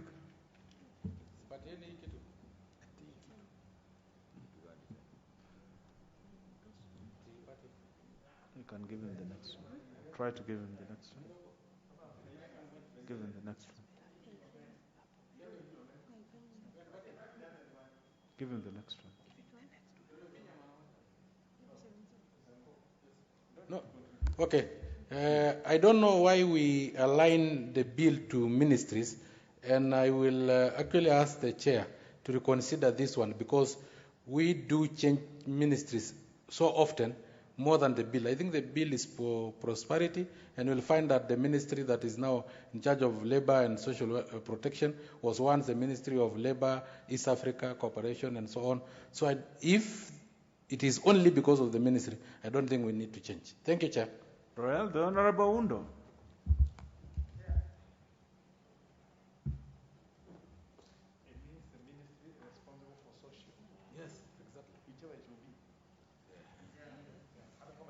It's not working. The members, we seem to be having a bit of technical problems with issuing the mic. Yeah, thank you, Chair. Chair, again, the import of the changes is to imply that the only purpose we do public collection, known as Harambe, is for social protection. Many times we do Harambes for many other development activities, community development activities. And I think by the word use social protection would essentially kill the spirit of Harambe. We would request, again, the chair to really reconsider, because social development encompasses both social protection and the actual development that is known in this particular part of the world. Thank you.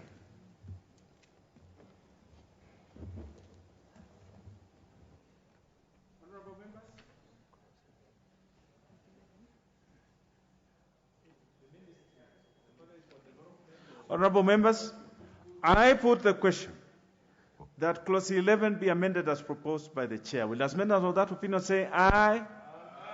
Will as members of a contrary opinion say nay? The ayes have it. I now put the question that clause 11 as amended be part of the bill. Will as members of that opinion say aye? Aye. Will as members of a contrary opinion say nay? The ayes have it. Part 3, heading. I propose the question that part 3 be part of the bill. Chair? Chairman, I propose that part 3 be amended as per the order paper, again to align the title, the clause to the title of the bill. I propose the question that part 3 be amended as proposed by the chair. Put the question. I now put the question that part 3 be amended as proposed by the chair. Will as members of that opinion say aye? Aye. Will as many as of a contrary opinion say nay? The ayes have it. I now put the question that part 3 as amended be part of the bill. Will as many as of that opinion say aye? Aye. Will as many as of a contrary opinion say nay? The ayes have it. Clause 12. I propose the question that clause 12 be part of the bill. Chair? There is no amendment to this. I now put the question that clause 12 be part of the bill. Will as many as of that opinion say aye? Aye. Will as many as of a contrary opinion say nay? The ayes have it. Clause 13. I propose the question that clause 13 be part of the bill. Chair?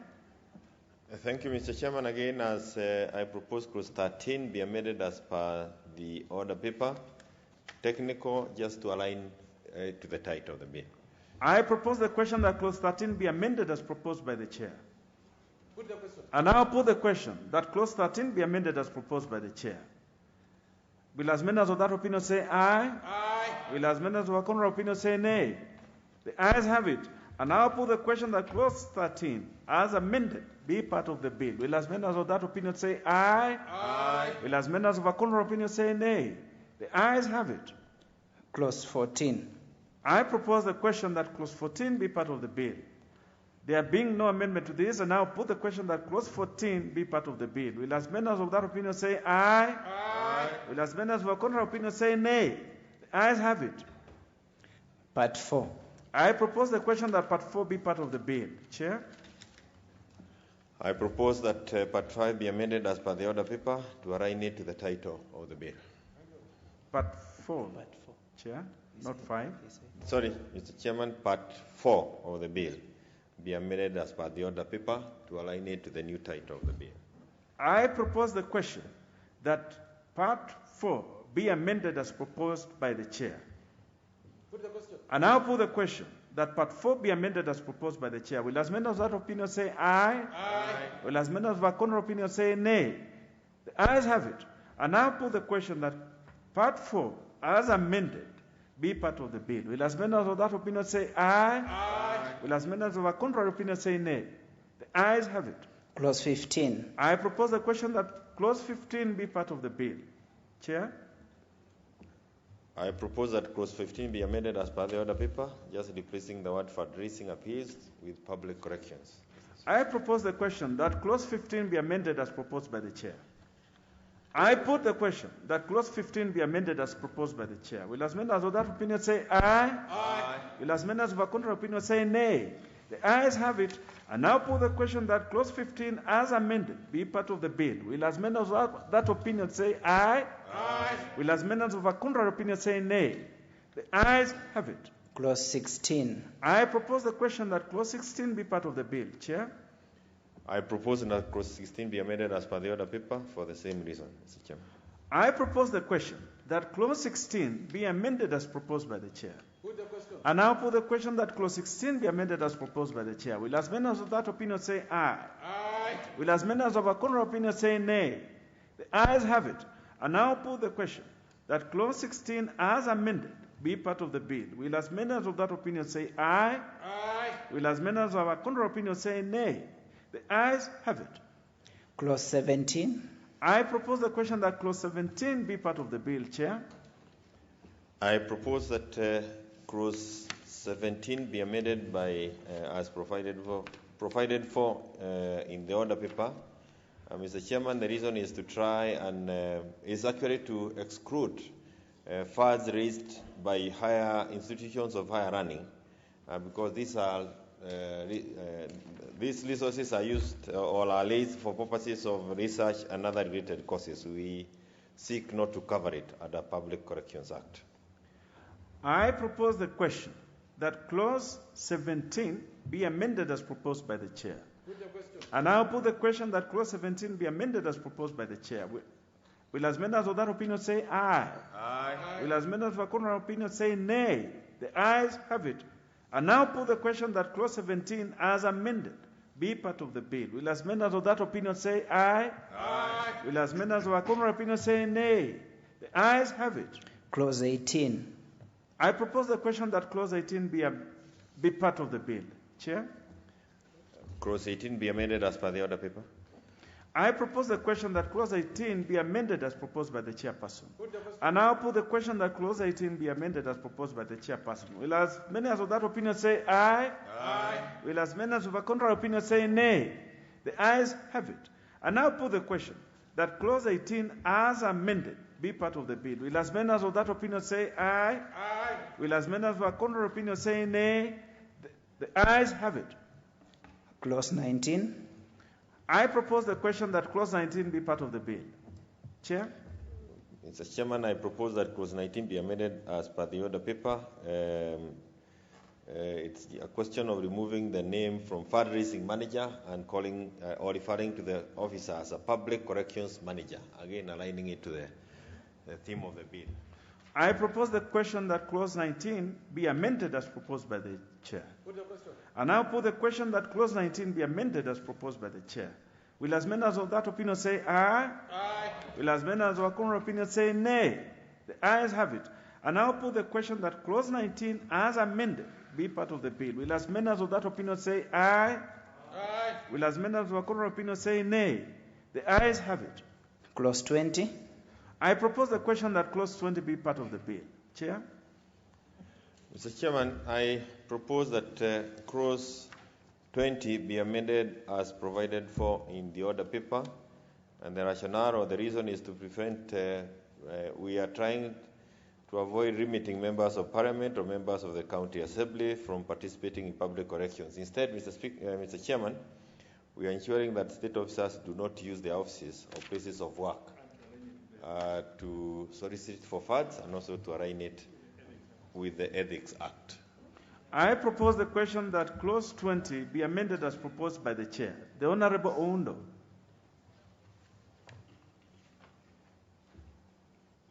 Chair, this looks a fairly interesting amendment, as might be well intentioned.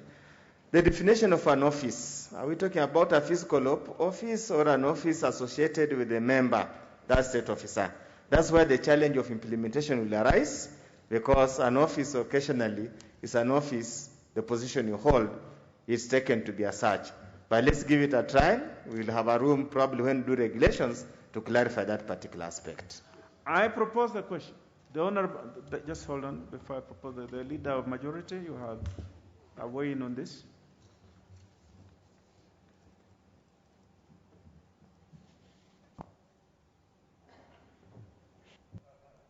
Thank you, Honorable Chair. Honorable Chair, if Dr. Oundo would have looked at the bill, you'd actually see we are talking of the use of the office or place of work as a venue for soliciting. It's very clear, and I think this wording has been removed, picked from the Public Officers Ethics Act, which uses the same wording. So this bill is actually being aligned to the existing law, so you don't have a conflict, right?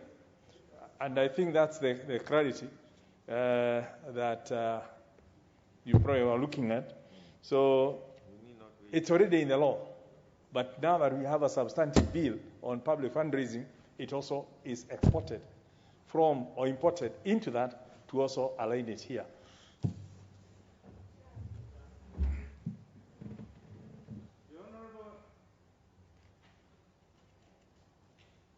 Shamala.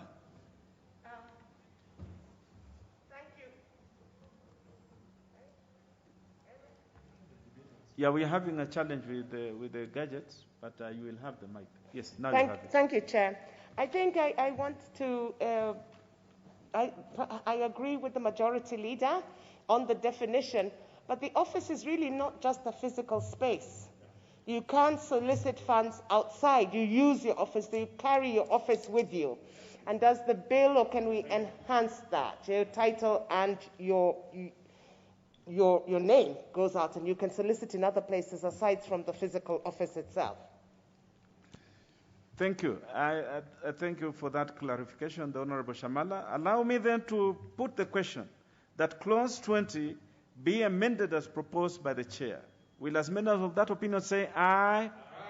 Will as many of a contrary opinion say nay? The ayes have it. And now put the question that clause 20 as amended be part of the bill. Will as many of that opinion say aye?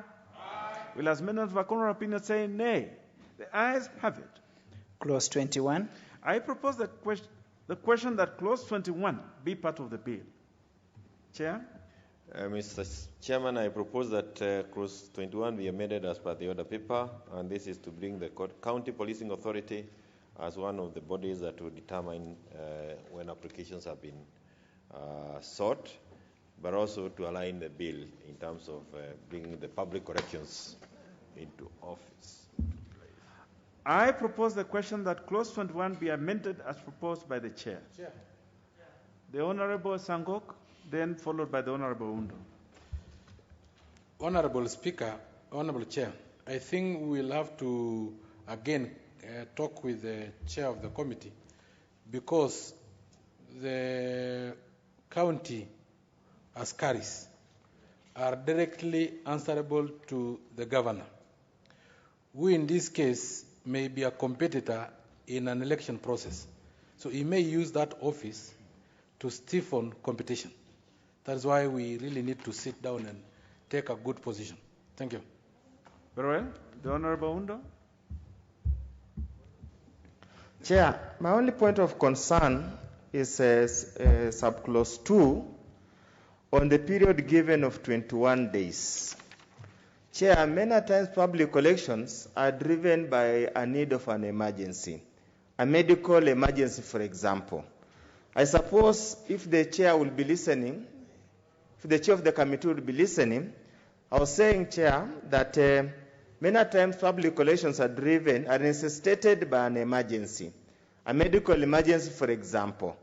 I would suggest that probably the chair considers, probably through our committee, to give a provision that where a medical emergency is necessary or is necessitated by a medical emergency, there is a provision for a shorter notice period to allow collection of funds to support or solve an emergency problem.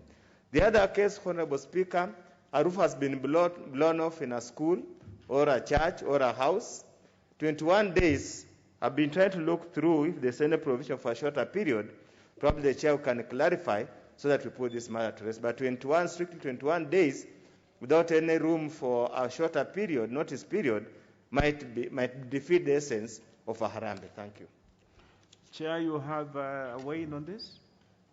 Yeah, I want to thank the honourable member for that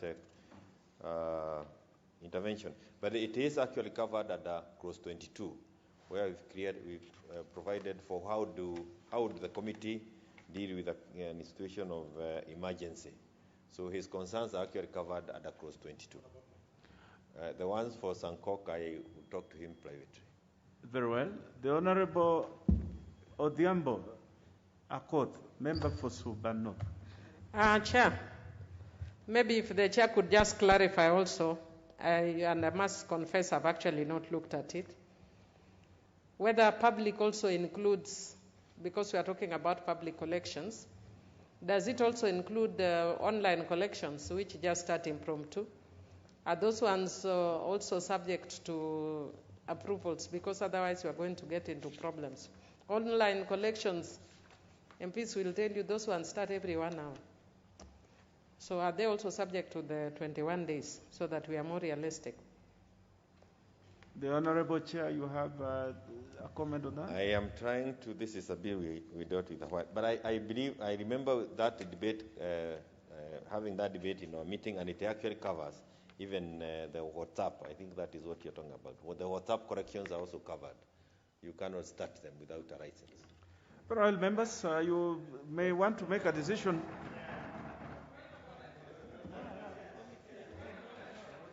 Just hold on. Just hold on. Just hold on. The Honorable Undo, you have had your say on this. Let the Honorable Walter, the member from Diwa, also have something to say. Chair, I'm just wondering how that will be practically implemented. Because WhatsApp is another giant animal which has just come into the scene, and it is everywhere. So who would license, and how will it be done? How? Very well. Can the chair come clear on this? The Honorable Walter, you made your point. The Honorable Kaluma? 17.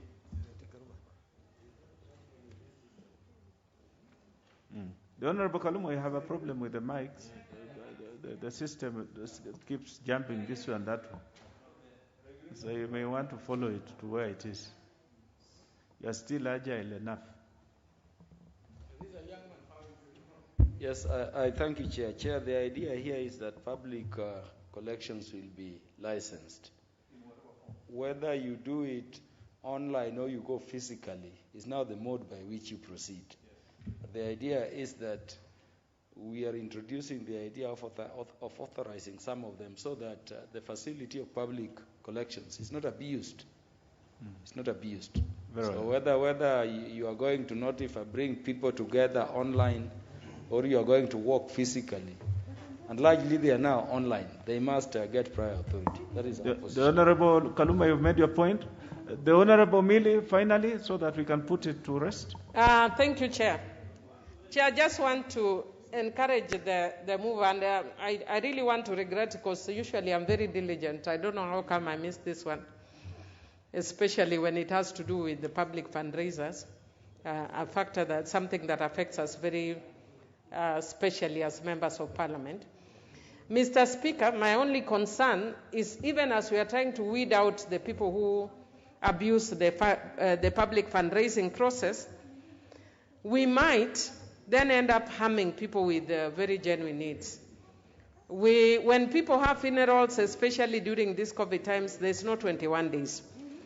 Mr. Speaker, sometimes people get notice that they have to join university when bursaries are not there and all that. They have to do, and even when you give bursaries, it's not enough.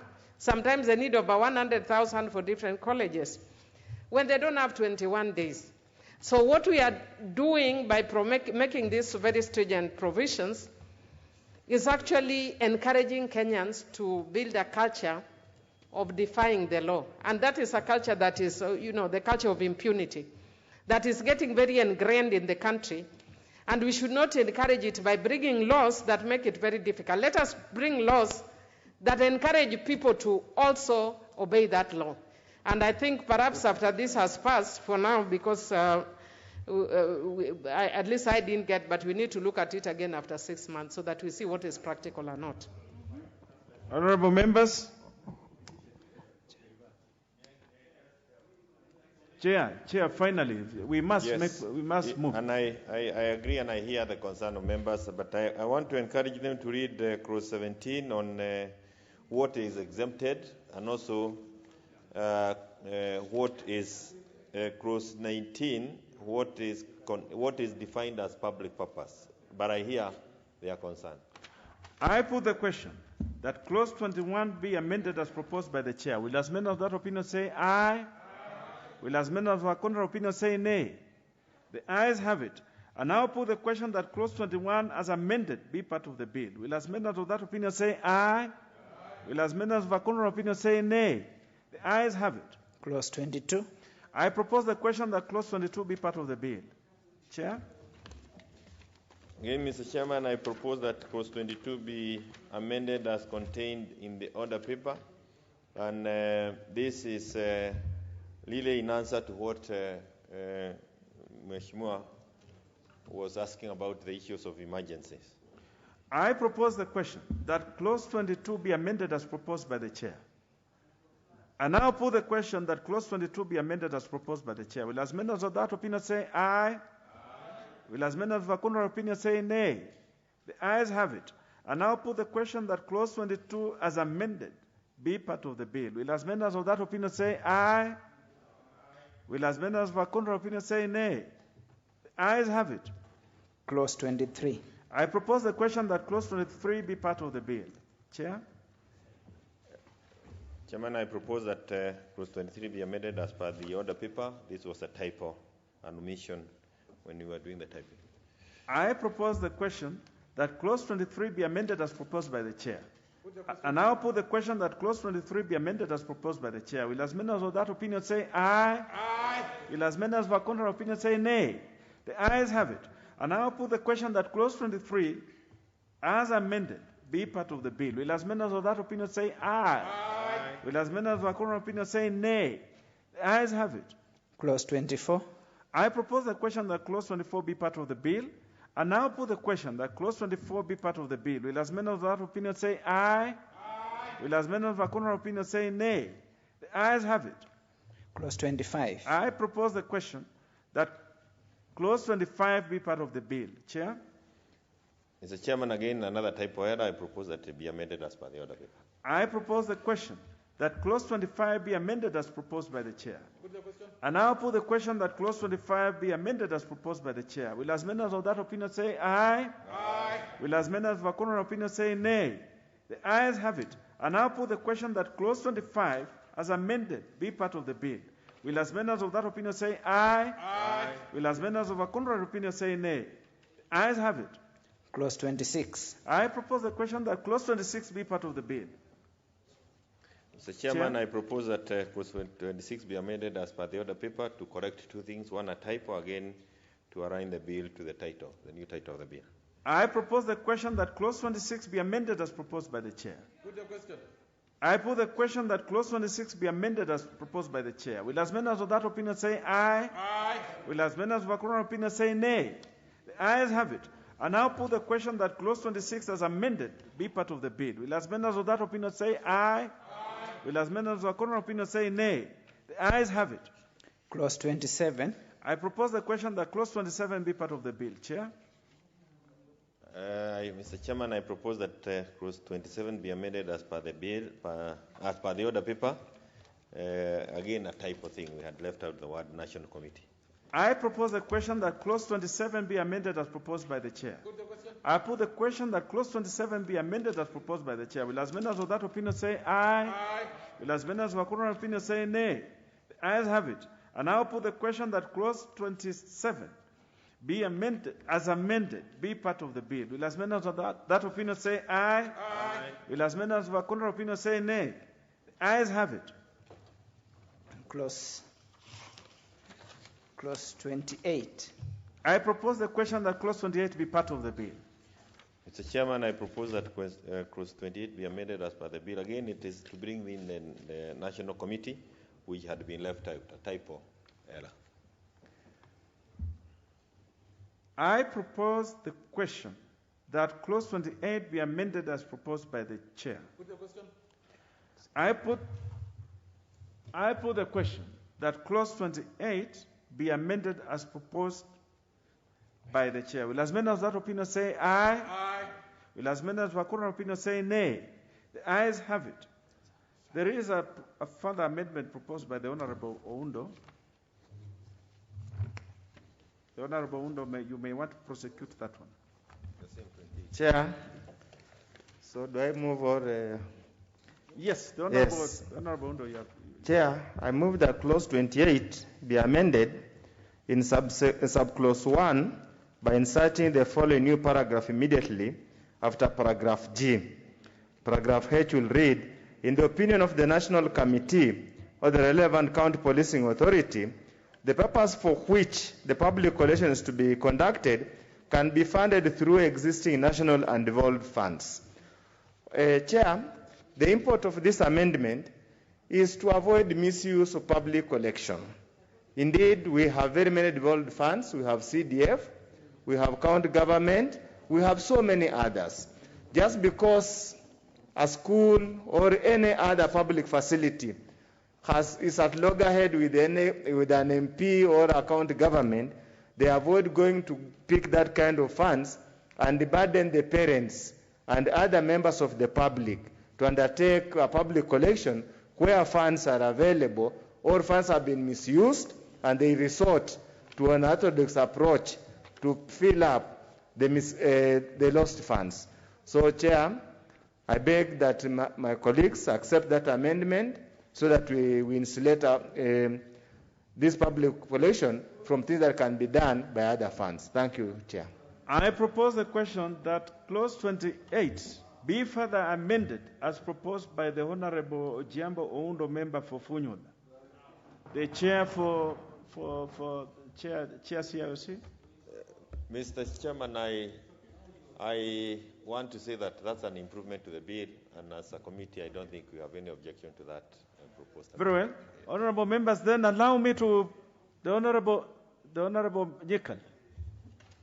Chair, I also have not gone deeply into this, but do I get it from Honorable Undo that, for example, really, now you cannot do, with this law, you cannot do Harambee for schools? Just an example, because that schools are all under a national government. You can use CDF, money from the Ministry of Education. Would it then be legal to say you want to do Harambee for classroom? Just wanted that clarification only.